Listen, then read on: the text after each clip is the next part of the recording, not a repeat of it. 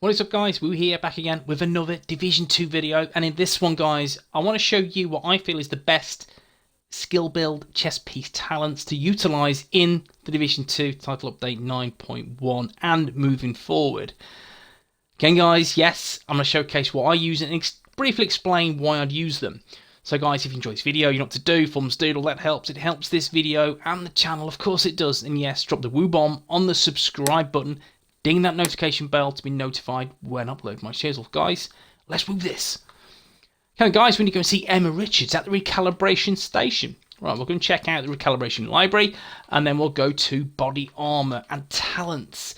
So, guys, I will go through not every talent because I could be here all night, and I like to talk. So, I want to go through the talents that I feel that are skill build talents and what kind of uses they have within the game, what kind of builds you'd look at with this setup. So guys, tag team is a skill build talent. It is. I've seen many people within the Division 2 community say this is a shit talent. Well guys, you are wrong. It is not. It's an exceptional talent for the most difficult of content. If I'm going to run a CC build in legendary missions, this would be perhaps my go-to talent. Why do you ask? It's because how many NPCs, legendary missions, can you one-shot? The answer is 0. It's just not a thing.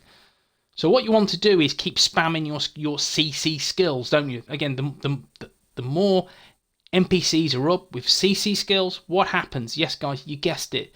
It means your DPSs, there's usually 1 or 2 in the group, they can cause some carnage. It makes light work of legendary missions using a talent like this, tag team. So with this, again, it's very, very simple.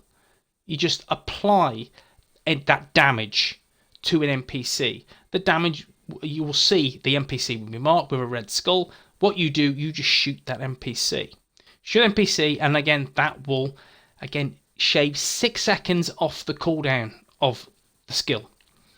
Simple as that. It's a really good talent to have, guys. So consider this. For legendary missions, it works a treat. It also works really well on high cooldowns. Again, you're talking something like Seek Cluster Mines. That's a really good example. The Sticky Bomb, another good example. But guys, I'd really consider this on your builds. It works a dream. Kinetic Momentum is an exceptional talent. I use this on utility skill builds. I don't use it on damage skill builds. I like to roll a healer with this. So I have to have either the Fixer Drone, I have to have the Mender Seeker Mine, or the Hive Restorer. Why? Because I will consistently get 30% skill repair with this setup. So it says stacks increase your total skill damage by 1%, total skill repair by 2%. And again, this is just when in combat. Not just you, but your teammates as well. So in a group, this will be up all the time. So you're going to get consistently 15% more skill damage, which isn't a great lot considering there are other talents that will buff it higher, but your skill repair will be buffed by 30%, and that's good. And again, that keeps people alive in difficult content. So Kinetic Momentum, go to. It's a very good talent to use, but again, it needs to be prioritized. I'd use this on, again, a utility healer build. Spotter is a hybrid talent. Amplify your total weapon skill damage by 15% to pulsed enemies. Again, with this, you could just roll the Technician, Laser Pointer on your chosen primary weapon. And again, if you've got Spotter, that's an extra 15% weapon and skill damage.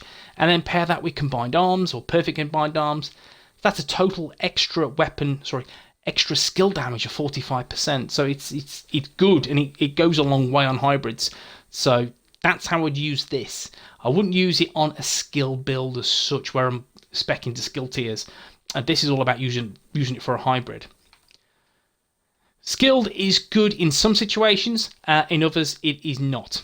So legendary missions do not use skilled. If you use skilled, you are at a loss completely, because how many enemies do you kill with your skills?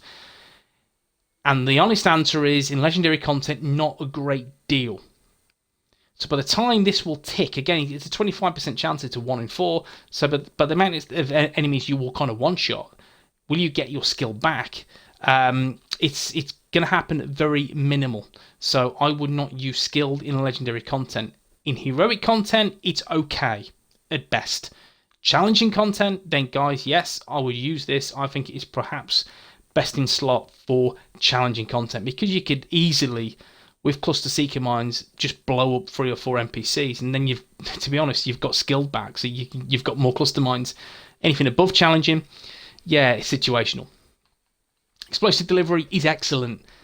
Explosive builds, brilliant. I love this talent, guys. It is one of my favourite skill build talents. I love tag team, but this is just, yeah, the damage you can do with this is crazy. Again, you're not getting that extra influx of a percentage of damage like you would with Spotter, Kinetic Momentum, or Glass Cannon, but still, it's an excellent talent to have. Again, trust me, test it, come back to me, let me know. Explosive delivery is excellent. Empathic Resolve. Repairing an ally increases their total weapon and skill damage by 3 to 15% for 20 seconds. 1 to 7% if self. Effectiveness increased by your skill tier. So guys, you're running a skill build. Would you run this? I'd only run this for a healer. That's the only way I'd run this. Why? Because you're just buffing your teammates by 15%, their weapon and skill damage, and you'll get an extra 7%. So again, is it a great talent? It's an okay talent in my all honest opinion. I think it's okay. I think there's much better talents available on a chess piece, but again, it is okay at best. You'll get more value with different, in my opinion, different talents. Again, you get an extra 7% skill and weapon damage, but Kinetic Momentum will give you 15%. So, and again, running a skill build, what weapon damage do you want to do anyway? It's all about the skills. So, personally, I would discard this. It's too situational. Overwatch. Have staying cover 10 seconds, increases you and your allies' total weapon and skill damage by 12%, as long as you're remaining cover or a cover-to-cover move. With this, guys, if you're running this with a skill build, I would pair this with something like Sawyer's DPS knee pads, because you're going to get an extra 42% weapon damage. And then you personally, yeah, guys, you personally get an extra 12% skill damage, while your teammates will get an extra 12% weapon and skill damage. It's okay. It's an okay talent. A bit like Empathic Resolve, it's an alright talent to use. They'll get that buff, and that buff is nice. But again, there are better talents out there. I would not use this, in all honesty. Again, I'd use this more on a DPS build. That's it, not so much a skill build, but I know people that use this talent and say it's fantastic. I've used it, tested it, I think it's okay at best. Unbreakable. A lot of people use this on their DPS builds for PvP, simply because, well, obviously, once you die, you come back to life, and you have 95% of your armor back, or perfectly unbreakable, where you get 100% of your armor back. It's great for a skill build, because again, how many times are you absolutely rinsed of armor, and you're pretty much dead, and then you're back, you've got that 95% again. So yeah, you are foregoing damage, but you are gaining survivability. So for me, it's a good talent to have. For me, it's more so a PvP kind of talent, in all fairness. But it has some use. I've seen people run skill builds with this. I've seen people heroic content solo with this. So it is a really good talent to use. And I'll show you some builds in the coming weeks using Unbreakable. I like it. Yeah, I think it's nice. But again, I like some damage. I like survivability, of course I do, but again, I like a bit of damage, and I like a bit of sustain. I want to see the difference with my skills, and Unbreakable doesn't do that. It just gives you that extra life. So it's something to bear in mind. It's more of a solo talent, not so much in a group. Glass Cannon. Glass Cannon. All damage you deal is amplified by 25%. All damage you take is amplified by 50%. We know that Perfect Glass Cannon is 30% and 60% is amplified by. Glass Cannon is a good talent. Use this in challenging missions, fantastic. Heroic content, it's risky. It is risky and depends on your playstyle. You cannot be up and at 'em. It's a non-starter, guys, because the likelihood of you going down and your teammate's going to pick you up is, to be fair, is quite obvious.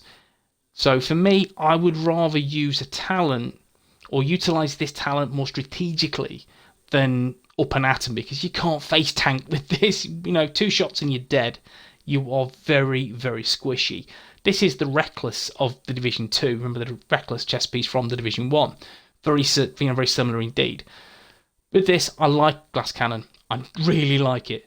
But again, I use this very carefully, and I'm at the back, but I'm dealing damage over time. I can use this with the Oxidiser skill. Brilliant, it really is. Or Seeker Minds is brilliant. Just hide from NPCs. Let your teammates get up front and personal. Stay at the back. Happy days with this talent. But it is really strong. It is. But again, if you're not like that, if you don't have the confidence, then don't roll with glass cannon.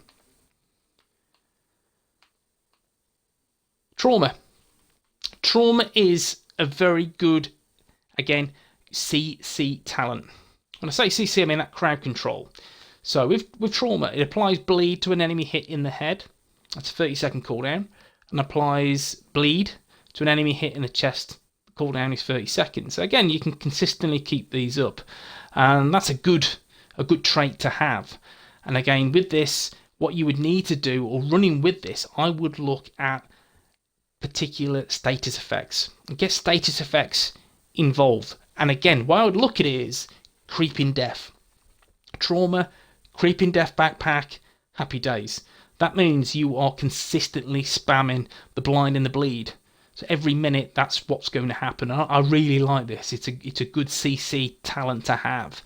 Again, it's not doing a lot of damage, but it is creating that brilliant crowd control. Heroics, I like this. I think it's brilliant. There's a guy I played with a few weeks back. He was spamming this all day long, and Creeping Death was beautiful. Really good talent. I like it, and I do recommend it. But again, it's very situational. I'd only use it on a CC build. Back in the status effects, maybe even ongoing directive gear set. Think about that. And the firm handshake gloves, which rolls on SMG gloves. Happy days. You're going to just increase these status effects, which ultimately means they're going to be up for longer. So your DPSs can do more damage. Your skill guys can obviously do more damage. So again, this is a very important chess piece talent. Something to bear in mind. Tamper proof. Now, tamper proof.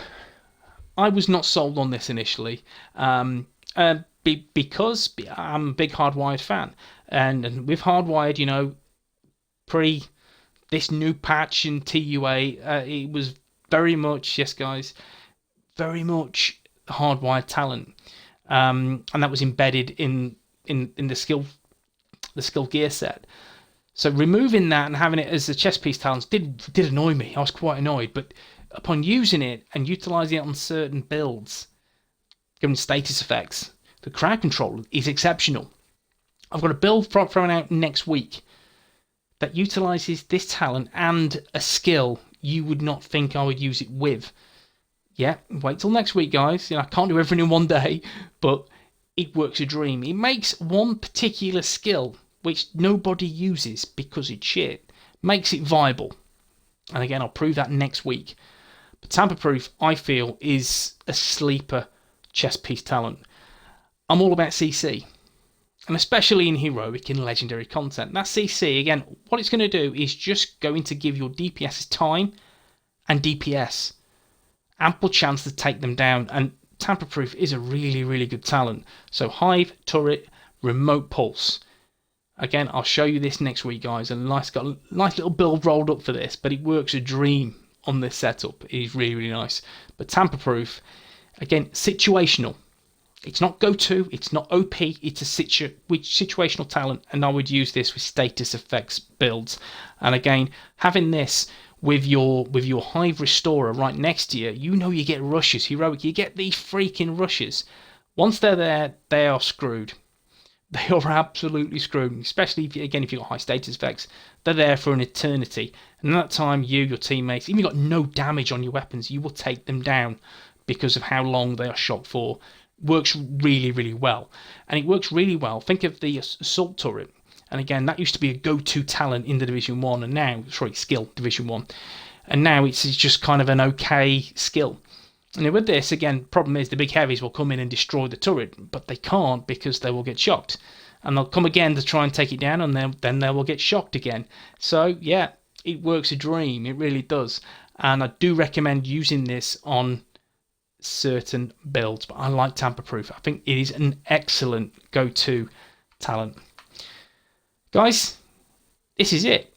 I've gone through the skills. What I'm going to do tomorrow is go through the backpack talents and go through what I feel is good and what's not so good, and then just give you my honest and, you know, all important feedback. If you like it, happy days. If it helps, that makes me very, very happy. But guys, hope you enjoyed the video.